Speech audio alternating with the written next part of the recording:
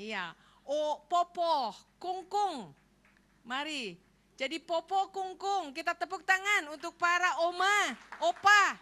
Yang jadi opa, mana yang jadi opa kok nggak berdiri? Opa, coba yang jadi opa. Engkong, kungkung. Atau kerennya grandmother, grandfather. Aduh, kerennya gitu ya. Oke, terima kasih. Siapa yang belum menikah? Siapa nih? Ini yang belum menikah. Masih muda-muda. Ini banyak anak remaja juga di sini ya. Yang belum menikah boleh angkat tangan. Yang belum menikah. Oke, terima kasih. Terima kasih. Terima kasih. Terima kasih. Iya. Oh, yang sudah menikah sekarang. Yang sudah menikah pasti banyak. Oke, terima kasih. Baik. Oke, kenapa saya tanya dulu? Karena supaya saya tahu dan kenal saudara ya. Supaya saya berbicara ini supaya bisa diterima gitu ya. Kalau saya ngomong tentang nanti suami istri aja yang sudah enggak, yang belum punya suami, belum punya istri, bengong ya. Saya pikir memang untuk para remaja, anak-anak muda mesti sejak dini belajar bagaimana menjadi suami, bagaimana menjadi istri. Apa arti berkeluarga? Mesti dari sejak sekarang. Sejak dini anak-anak mengerti sebutan apa itu ibu, apa itu bapak, itu apa sih? Apakah makhluk aneh gitu. Karena untuk menjadi seorang suami, menjadi seorang istri itu tidak mudah. Jadi cuma bimbingan pranikah 6 bulan itu gak cukup belajar. Jadi sekolah menjadi orang tua itu pun tidak ada. Iya kan? Ada sekolah SD, TK, SMP, SMA. Tapi sekolah menjadi orang tua lalu kita daftar. Kan tidak ada. Nah, mesti belajar dari sejak dini anak-anak ya, diajar menjadi seorang ibu, menjadi seorang ayah itu seperti apa sih? Apa arti keluarga? Nah, Bapak Ibu Saudari yang terkasih, pada pagi hari ini mari kita membuka firman Tuhan. Tapi sebelumnya saya memperkenalkan diri dulu, nama saya Ani Pangela. Saya mempunyai 3 orang anak, 2 orang menantu, dan 1 orang anak yang belum menikah, usia 20 tahun ya, wanita. Jadi cucu 1, sudah punya cucu 2 tahun setengah, belum hampir 3 tahun ya. Oleh kemurahan Tuhan, saya dan suami melayani bersama-sama, dan kami biasanya melayani keluarga, pasangan suami istri ya. Kalau biasanya kalau seminar itu bisa 7 jam gitu ya. Jadi kita tanya jawab, buka-bukaan. Wah, seru ya. Jadi karena suami istri itu terus belajar seumur hidup itu, karena menikah itu kan bukannya cuma setahun 2 tahun, tetapi seumur hidup ya. Biasanya seperti itu. Nah, itu yang kami geluti ya selama ini. Baik, kita mulai membacanya, yaitu 1 Yohanes pasal 4 ayat ke-7 sampai dengan ayat 21, panjang ayatnya. Tetapi kita akan bergantian untuk membacanya, yaitu sebelah kiri saya, sebelah sini, mulai dengan ayat yang ke-7 ya. Siap? Semua berkata siap dong kalau yang sudah baca. Siap? Siap? Baris yang pertama sebelah kiri, siap nggak untuk membacanya? Baik, baris kedua dan ketiga, siap untuk membaca ayat ke-8 bergantian? Baik, baris ini ayat yang 9, siap semuanya? Baik, lalu kembali lagi ayat 10, 11, 12 seperti itu. Mari kita bergantian membacanya. Mulai, judulnya adalah Allah adalah kasih. 1, 2, 3, 7. Saudara-saudaraku, mari mulai. 1, 2, 3 sebelah kiri.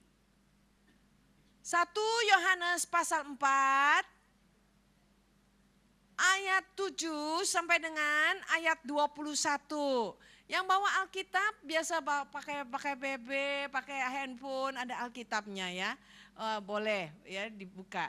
Yang bawa Alkitab silakan dibuka. Sudah siap? Siap ya. Mulai ayat yang ke-7.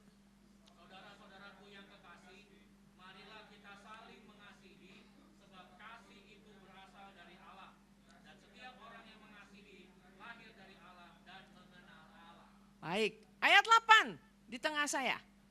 Barang siapa? Ayat 9 sebelah kanan saya.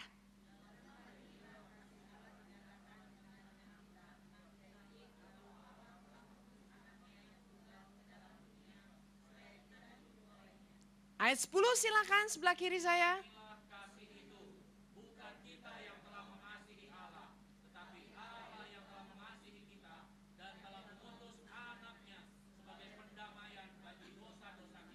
Tengah, silakan.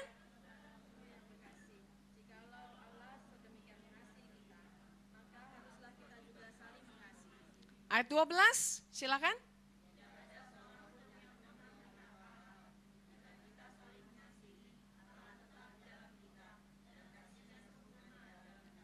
Berikutnya ayat 13.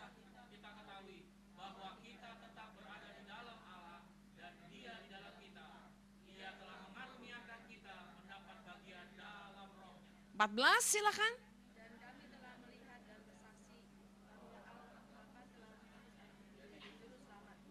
15 sebelah kanan saya.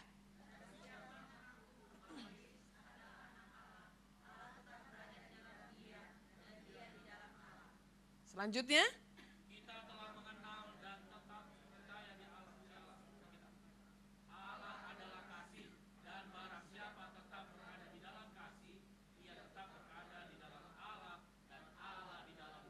Tengah, silakan.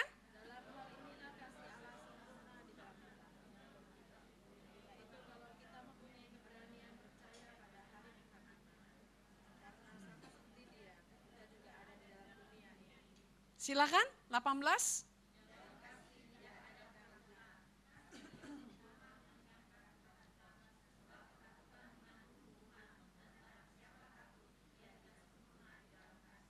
Selanjutnya. 20.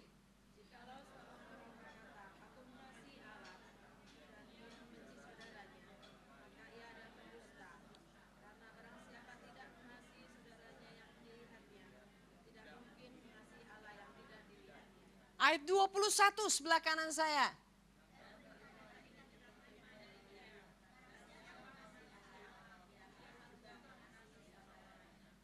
Amin. Kita tepuk tangan untuk firman Tuhan yang indah ini.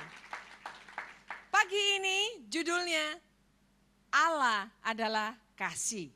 Coba katakan bersama-sama mari. Allah adalah kasih. Katakan pada kanan kirimu, Allah adalah kasih. Kalau anak kecil bisa pasti diajarin. Allah adalah kasih. Bahasa kerennya Inggrisnya God is love. Mudah ya? Ini satu rumusan yang sangat sederhana. Allah sama dengan kasih. Jadi kalau kita percaya kepada Allah, Allah yang telah menebus kita dan menyelamatkan kita, maka kalau kita tinggal di dalam Allah dan Allah ada di dalam kita, maka kasih itu ada di dalam kita. Tetapi yang ternyata keadaan saat ini, kasih sudah hilang di tengah-tengah kita. Kasih sudah hilang di dalam gereja. Kasih sudah hilang di dalam keluarga. Yang ada adalah saling membenci dan saling menghakimi. Apa iya? Percaya enggak? Semua maksudnya benar-benar bilang mengaminkan. Iya atau tidak? Betul atau tidak? Betul? Betul, yang ada kan kita saling menghakimi. Kita saling menyalahkan. Bahkan kita saling membenci satu sama lain. Ini yang sudah hilang di tengah-tengah kita, yaitu kasih. Jangan-jangan menjadi pertanyaan, apakah kita tinggal di dalam Allah dan Allah tinggal di dalam kita? Karena kasih Allah itu adalah kasih. Bapak Ibu Saudari, mari kita membaca ayat yang 19 bersama-sama. Ayat 19. Kita bersama-sama membaca biar keras. 1, 2, 3. Kita mengasihi Karena Allah lebih dahulu mengasihi kita. Kita mengasihi karena Allah terlebih dahulu mengasihi kita. Apakah kasih itu seperti ini? Orang dunia di sana banyak yang berkata I love you, wo aini. Ya, mudah untuk mengucapkannya. Bahkan penyanyi-penyanyi terkenal dari depan dengan audiensnya, penggemarnya yang ratusan ribu di satu hall. Lalu starnya ini, bintangnya itu berkata seperti ini, I love you all. Wah, disambut oleh para penggemarnya dengan tepuk tangan. Lalu dengan histeris karena merasa si bintangnya itu berkata I love you all. Apakah seperti itu? Kasih hanya berkata-kata seperti itu cukup? Ternyata tidak. Bukan seperti itu. Jadi kalau ada seorang wanita, seorang pria yang di luar sana sering gombalnya katanya bilangnya. Sering berkata I love you, sana sini I love you. Itu apakah itu kasih? Ternyata bukan. Allah rumusannya, Allah sama dengan kasih. Sekali lagi ucapkan bersama-sama. Allah sama dengan kasih. Kenapa saya minta saudara mengulangnya? Supaya bisa melekat di sini. Ya, karena kalau soal dengar firman, ya sebentar aja, palingan 30% keluar, saudara pulang, sebentar kebaktian, sudah lupa. Pas, oh makan. Mungkin makan di atas di restoran, makan bakmi, makan sana sini. Udah lupa firmannya. Kenapa saya sering mengulang-ulang, ajak saudara mengulang, supaya saudara paham di sini. Ya. Apa firmannya tadi? Bagaimana? Gak tahu deh, pokoknya lucu. Pokoknya bagus, banyak ketawa-tawa lah, lucu banget. Lah bukan itu. Tetapi bagaimana firman itu hidup di dalam diri kita. Firman itu menyatu di dalam diri kita. Bagaimana firman itu mengubah hidup kita. Kita bisa berubah oleh karena pikiran kita berubah. Bapak Ibu Saudara-saudari, saya baru 3 tahun ini saya dengan suami mengalami satu, yaitu kembali kami rekomitmen lagi sebagai suami istri. Selama 25 tahun sebelumnya, saya dan suami, saya harus mengakui saya tidak bahagia. Kami kalau seminar sering kami ngomong seperti ini. Jadi saya berani menceritakannya kepada Bapak Ibu. Mengapa saya tidak bahagia? Karena selama waktu itu saya masih muda, saya berpikir saya menikah, wah saya akan bahagia. Saya mengejar kebahagiaan itu. Ternyata saya mengejar, saya menangkapnya angin. Gak dapat apa-apa. Jadi buat anak-anak muda yang mau belum menikah, rumusannya kalau menikah itu, menikah artinya berani mati. Katakan pada kanan kirimu, mau menikah berani mati. Bukan mau mencari kebahagiaan. Kalau mencari kebahagiaan, coba tanyain sama Bapak Ibu di sini. Coba bahagia enggak sih Pak? Bahagia enggak sih Bu? Coba ditanya. Nah, tanya sama Oma. Oma, suaminya masih ada enggak? Sudah tidak ada, sudah meninggal ya. Oma bahagia waktu menikah kemarin? Oma malu ya. Oma mendapatkan apa yang Oma butuhkan dari suami? Ternyata tidak juga. Iya.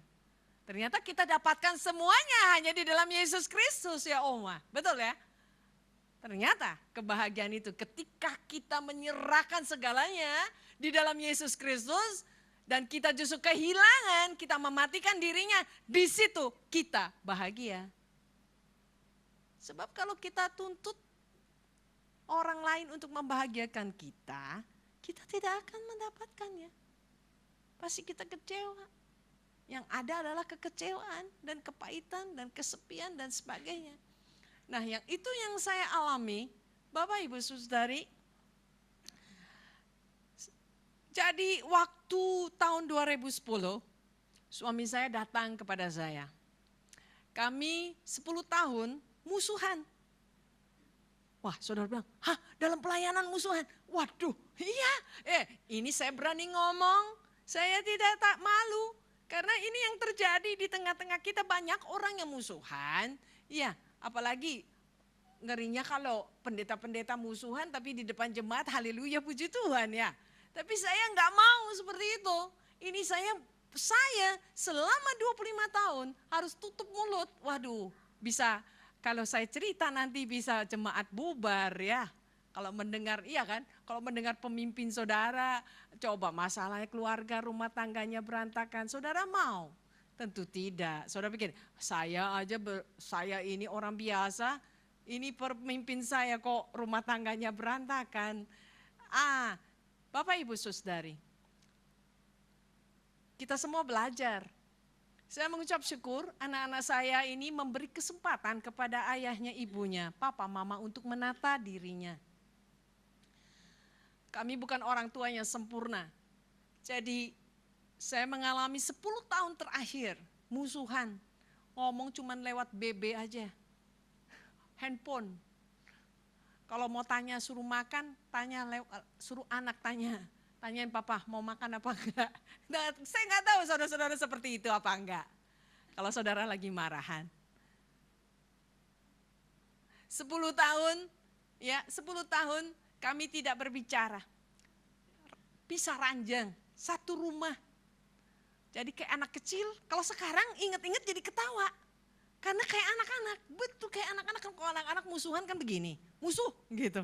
Dulu zamannya saya masih kecil seperti itu. Musuh itu pakai jari kelingking gitu. Kalau bayan baru begini, kasih jempol. Betul ya, dulu ya kita main seperti itu. Nah, Bapak Ibu Saudari, apa yang terjadi adalah ketika suami saya datang ajak makan begini, ya malam itu. Diajak makan di Kelapa Gading. Waduh, saya risih juga. Udah gak ada cinta, gak ada. Terus terang, udah gak ada cinta. Saya nganggepnya itu dia orang kosan. Karena iya pergi pagi pulang malam, pagi pulang pagi begitu ya. Terjun ke dunia malam. Lalu kemudian, wah saya udah anggap orang kosan aja. Saya tetap menyediakan makan ya. Bajunya tetap saya cuci ya seperti itu. Lalu kemudian apa yang terjadi adalah malam itu. Dia berkata seperti ini, saya mau membangun kembali rumah tangga kita. Lalu saya bilang, apa artinya pernikahan buat kamu, Sam? Saya tanya sama beliau, Bapak Ibu mau tahu jawabannya? Beliau berkata begini, pernikahan artinya seperti Kristus mengasihi jemaatnya. Saya mengasihi kamu seperti Kristus mengasihi jemaatnya. Wow, Alkitabiah bukan? Sangat Alkitabiah. Coba ditanya sama Bapak. Bapak, seperti Kristus mengasihi jemaat. Istri Bapak di mana, Pak? Ada, Pak? Ada di mana, Pak? Di sini enggak ada, di rumah. Oke. Bapak mengasihi istri pasangan Bapak seperti Kristus mengasihi jemaat. Belum. Nah, kan susah. Susah ya, Pak? Bapak yang song leader. Namanya Pak siapa, sorry. Pak Surya. Bisa, Pak, mengasihi istri seperti Kristus mengasihi jemaatnya? Belum. Nah, belum. Susah. Karena rela mati. Bapak mesti rela mati buat istri, Pak. Menyerahkan nyawanya. Bukan suami-suami takut istri, bukan. Jadi hamba. Waduh, jadi hamba. Tapi para suami kan pulang biasanya kan mau jadi dilayanin gitu.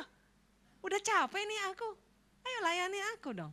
Kan gitu. Nah, ketika suami saya berkata seperti itu, saya kagum. Tetapi saya tahu itu susah buat dia. Lalu saya tanya, bagaimana dengan wanita-wanitamu? Wanitanya banyak, gak bisa dihitung. Dia bilang dengan perubahan hati, dia bilang dia bisa lepaskan semuanya. Semuanya sudah diberesin. Yang Senin lain, Selasa lain, wah itu udah diberesin katanya. Lalu yang di jalanan juga yang sambil lalu, dia bilang dengan perubahan hati bisa dilepaskan. Lalu yang bayaran juga demikian.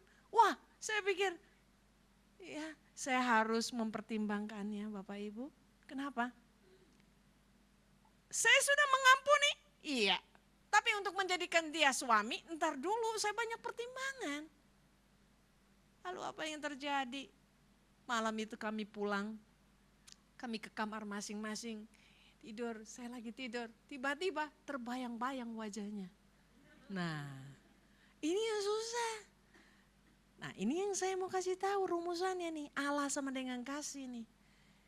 Karena saya mencari selama ini kekristenan itu apa sih? Apa iya hari Minggu saudara ke gereja, saudara jaminan saudara masuk surga? Ternyata tidak. Bagaimana kita menghidupi Allah di dalam diri kita? Sehari-hari itu penting, sangat penting. Ketika saya pulang terbayang-bayang, rasa ingin berjumpa. Rasa ingin buru-buru tengok ke kamarnya. Tapi gengsi juga. Enggak. Ntar dulu deh, tahan-tahan ya. Pagi-pagi bangun, saya kepengen ketemu dia. Muncul kasih itu. Saya lagi berpikir, dari mana ya munculnya itu? Dari mana? Ternyata ketika kita hidup di dalam Allah dan Allah di dalam kita, otomatis tuh kasih itu ada di tengah-tengah kita, ada di dalam diri kita, memancar, mengalir keluar. Saudara mau buktikan, silakan buktikan. Kalau nggak percaya, lalu adik-adik saya dan teman-teman dekat saya yang mengasihi, yang sayang sama saya, mereka berkata begini, Cici, lihat dulu dong, 6 bulan, setahun, dia berubah, baru Cici terima. Ini belum berubah, kok Cici mau terima dia? Itu kalau orang Chinese kan, panggil kakak tuh Cici, kalau kakak ipar itu Cihu. Cihu belum berubah, kok udah diterima?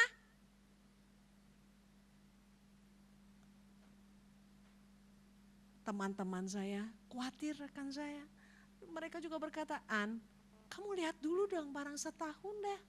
3 bulan dah. Dia berubah, tunjukkan perubahannya. Baru. Kalau dia bertobatnya cuman pura-pura gimana kamu? Mikir juga, secara manusia mikir juga. Tetapi ini kasih itu gak bisa ditahan. Karena Allah itu sama dengan kasih. Dan aku percaya bahwa Allah yang telah menebus aku dan menebus segala dosaku. Allah tinggal di dalam aku dan aku tinggal di dalam Allah.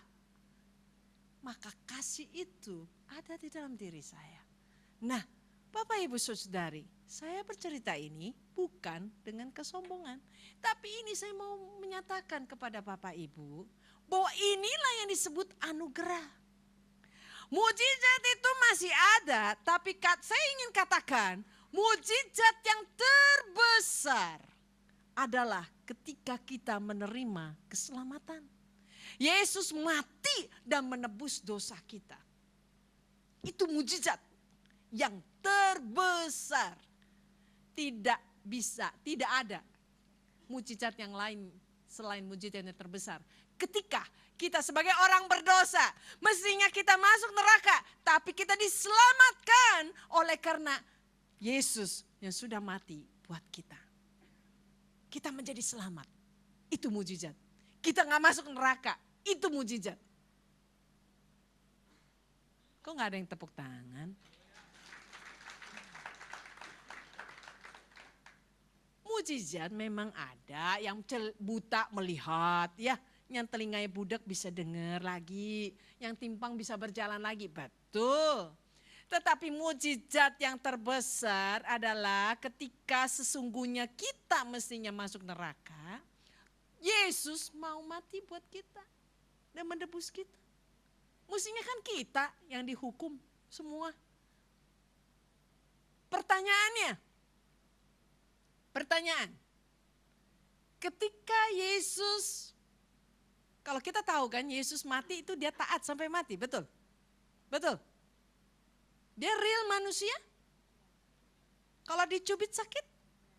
Dipukul sakit? Dia bukan pemain sinetron?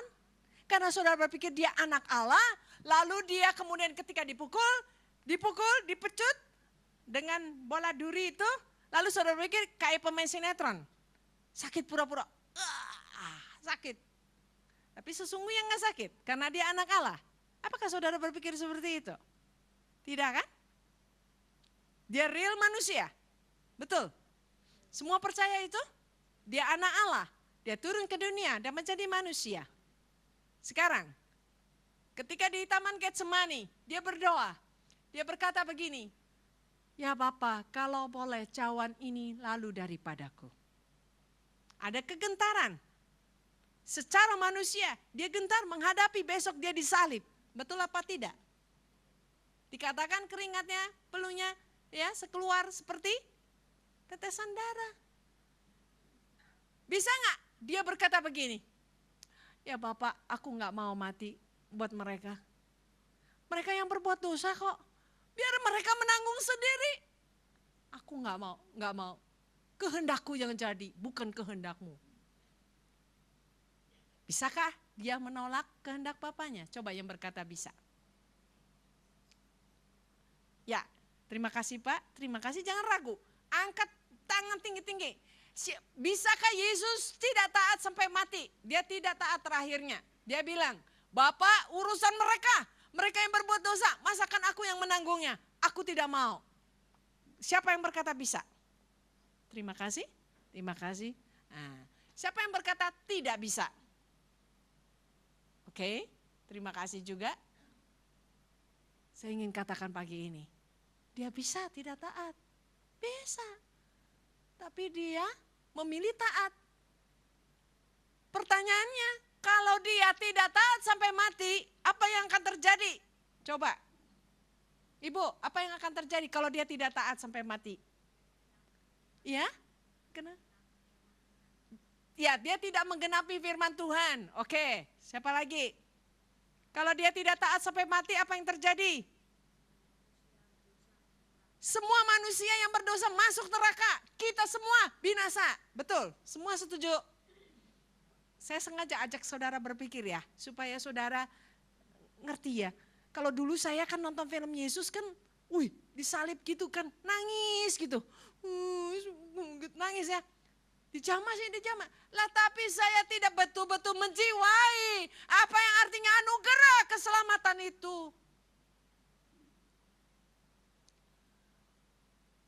Bapak Ibu Saudari, seandainya Yesus menolak dan tidak taat sampai mati, apa yang akibatnya terjadi buat dia? Dia tidak taat. Kalau anak saudara nggak taat, saudara apain? Ibu diapain? Dihukum ya, didisiplin ya. Kalau Allah Bapa menemukan anaknya tidak taat, apa yang akan terjadi? Silakan yang mau jawab. Pak, mau jawab Pak? Tidak. Terjadi apa Pak? Kalau Yesus tidak taat sampai mati. Tidak terjadi apa-apa. Enak dong Pak kalau gitu ya Pak. Nggak taat aja kita semua sama Bapak. Ini Pak. Saya ajak kita ya berpikir. Kalau dia tidak taat sampai mati. Ya. Ya tadi ibu ini berkata. Kita semua binasa Pak. Mati semua. Untuk Yesus akibatnya apa dia tidak taat? Silakan Bapak mau jawab lagi. Ya, betul. Dia tidak bergelar juru selamat. Itu betul-betul. Tepuk tangan. Apalagi? Ayo, ini kekayaan kan? Ayo, silakan. Yang lain. Nah, Ibu mau jawab juga enggak? Apalagi? Cepat. Mari. Siapa lagi yang berani? Enggak salah enggak apa-apa kan? tidak terbukti kalau dia anak Allah. Iya, betul. Oke, apalagi? Yang lain? Yang lain? Adik-adik mau jawab? Enggak? Yang jelas dia terpisah dari bapaknya. Hah? Dia terpisah dari bapaknya. Kenapa ibu? Ya, lucu ya anaknya ya. Nah. Dia mau jawab. Oh, sini adik, sini sayang. Oh, sorry. Iya, apa? Wow, tepuk tangan loh. Adik kita mau jawab. Nih, jadi penginjil nih udah besar nih. Mau jawab apa sayang? Kalau Yesus tidak taat, akibatnya? Dan Yesus nanti juga ke neraka. Ya, benar. Tepuk tangan. Oh, you are. Wow, kamu hebat. Kamu luar biasa. Kamu mengerti ya. Jadi Yesus pun terpisah dari Bapaknya. Dia tidak duduk di sebelah kanan Allah Bapa. Oleh karena dia taat sampai mati, maka Yesus duduk di sebelah kanan Allah Bapa. Dia bergelar Yesus Kristus. Namanya ditinggikan dari segala makhluk di muka bumi ini. Dia dimuliakan. Bahkan kunci kerajaan alam maut dia pegang karena dia taat. Karena dia taat, namanya dipermuliakan, namanya ditinggikan. Dek, terima kasih. Namamu siapa sayang? Hari. Hari. Ya. Hari ya Bu, Hari ya. Luar biasa ya. Kecil-kecil ini ya, luar biasa. Tuhan berkati ya. Terima kasih ya sayang ya. Baik. Kita gak berani kayak anak kecil kan. Kita pikirannya kan Yesus, anak Allah, dia mana mungkin masuk neraka. Kan kita pikirin seperti itu. Dia terpisah dengan Bapaknya, jelas. Seharga sesuatu ketidaktaatan itu, waduh mahal. Bapak Ibu, ternyata ada manusia yang taat sampai mati, namanya Yesus Kristus. Dialah kakak sulung kita. Kita adalah adik-adiknya. Makanya kalau kita yang sudah dipercaya di dalam Tuhan, kita adalah adik-adiknya. Kita mengikuti jejak kakak sulung kita, yaitu Yesus. Yang taat sampai mati itu. Bapak Ibu, kalau ayat 20 kita baca. Ayat 20.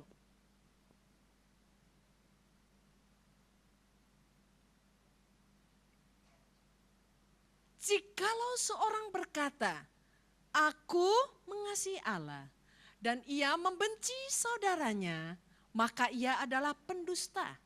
Karena barang siapa tidak mengasihi saudaranya yang dilihatnya, tidak mungkin mengasihi Allah yang tidak dilihatnya. Jikalau saya berkata pada Bapak Ibu di tempat ini, Bapak Ibu, saudara-saudari, saya adalah orang yang mengasihi Allah. Lalu saya nyanyi-nyanyi, Tuhan itu baik, Tuhan itu baik. Saya memuji-muji Tuhan. Tapi saya membenci suami saya tidak mengampuni dia, maka saya adalah pendusta. Bapak Ibu tidak usah percaya kepada saya, bahwa saya orang yang mengasihi Allah. Tidak usah percaya, berarti saya pembohong, saya penipu. Karena saya sendiri masih tidak bisa mengampuni suami saya. Jadi Bapak Ibu saudari, selama ini kekristenan saya sebagai orang Kristen yang ada di dalam pelayanan. Saya memberitakan firman. Tetapi hidup saya tidak bisa saya mengasihi pasangan saya. Saya mengungkit-ungkit kesalahannya. Berarti saya tidak hidup di dalam Allah dan Allah tidak di dalam aku tidak di dalam Allah. Saya adalah pendusta.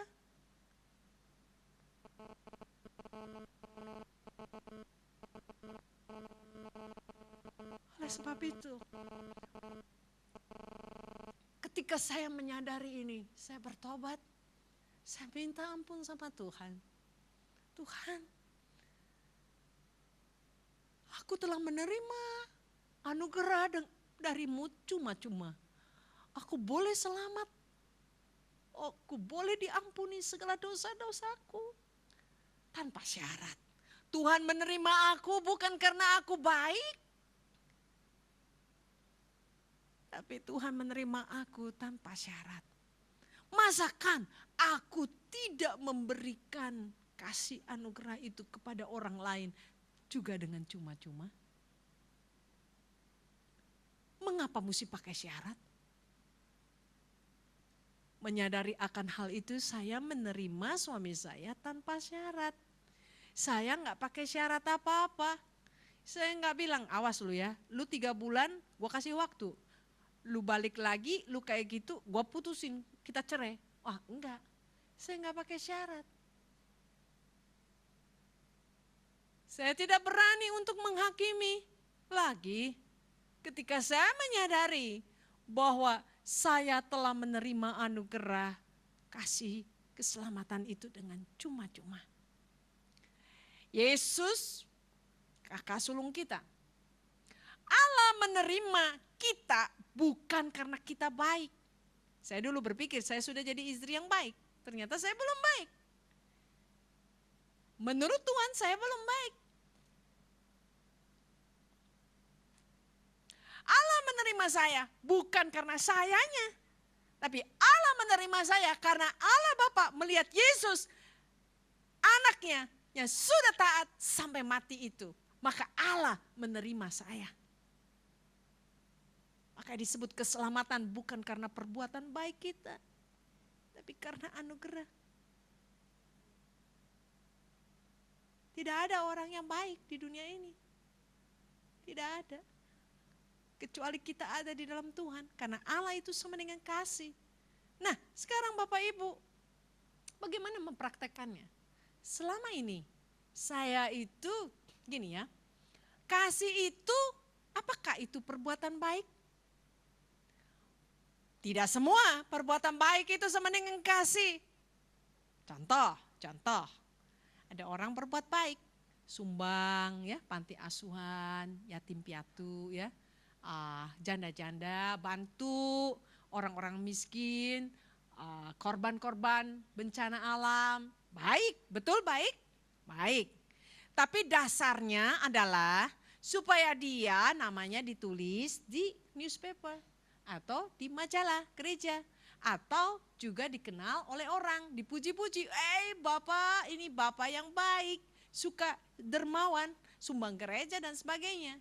Kalau dasarnya itu bukan kasih. Paham? Ngerti ya? Kalau kita sebagai istri memasaki suaminya, baik gak? Baik, itu kan istri yang baik, betul? Layani suaminya, bajunya juga dicuci, ditata ya, mengharapkan suami bilang terima kasih ya sayang. Saya nggak tahu, ibu, bapak suka terima kasih nggak sama ibu? Suka ya? Nah, tadi yang istri-istri yang dianterin sama suaminya naik kendaraan, sudah bilang terima kasih belum? Ibu udah bilang terima kasih diantar tadi, yang nyetir siapa Bu? Bapak. Ibu bilang terima kasih lagi turun?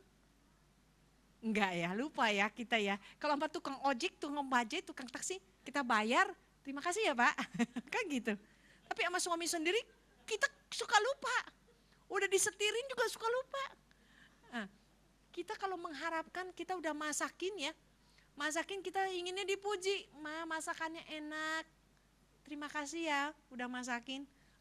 Enggak keluar-keluar dari suami. Kita jengkel. Terus suami malah bilang begini, kok asin sih kamu punya masakan? Enggak enak. Wah kita udah kesel. Dalam hati begini, ya Tino besok gua gak masakin. Nah, perbuatan baik yang dasarnya ingin dipuji, mengharapkan balasan, itu bukan kasih. Itu bukan kasih.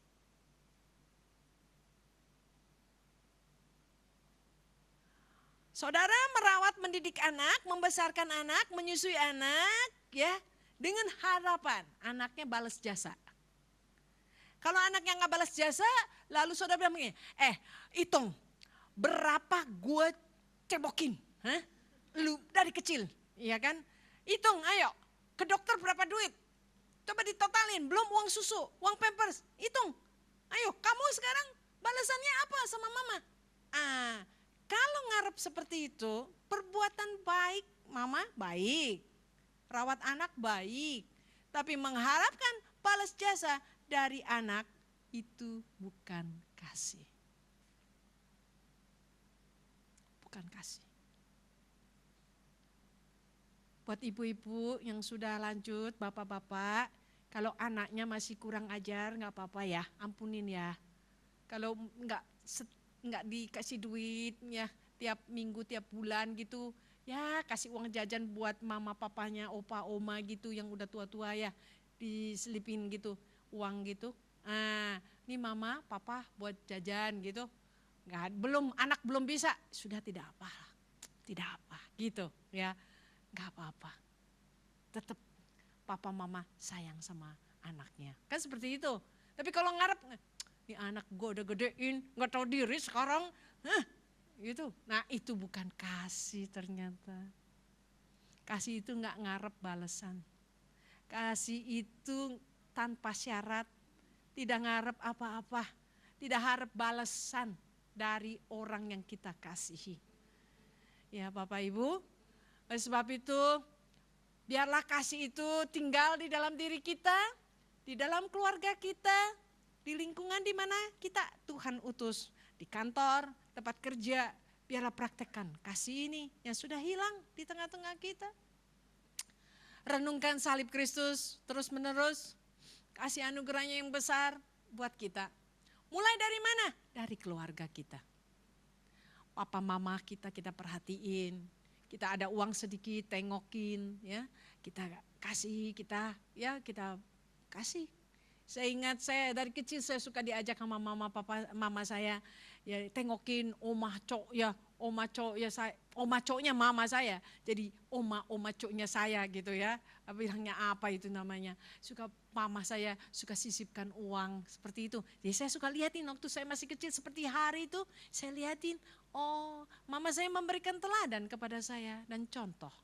Jadi sehingga saya bisa menghormati orang tua saya juga. Saya bisa menghargai mereka juga.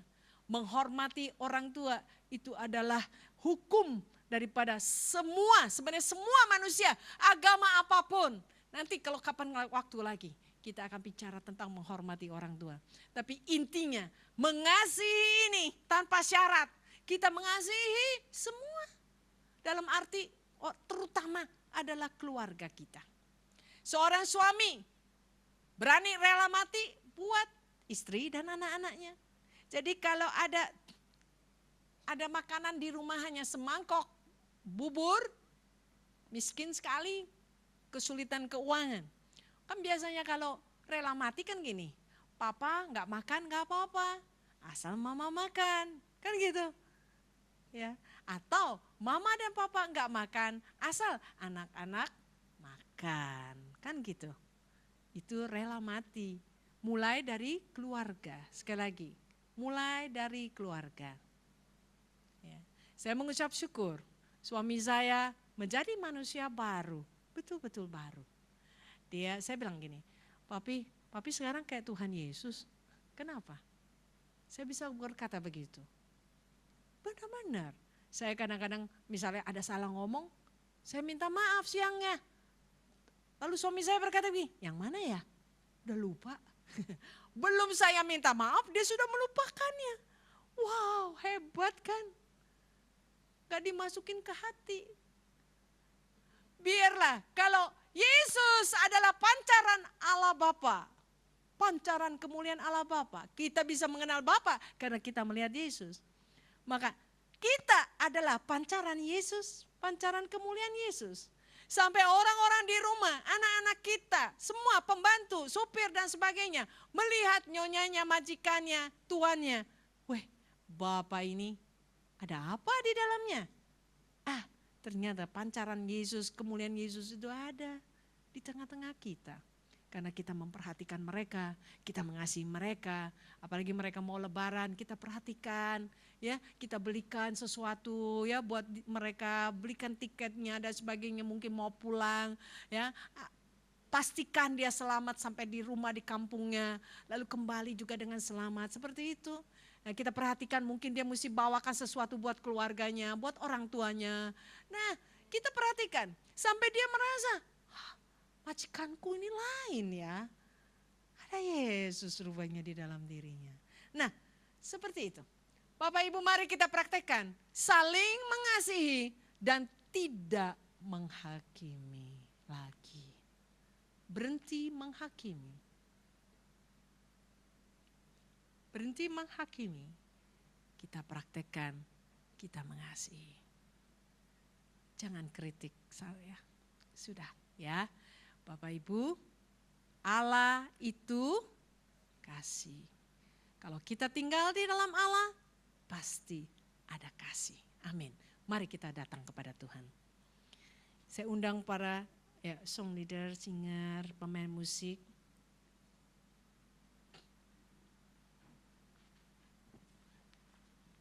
Kita mau nyanyi sebuah lagu.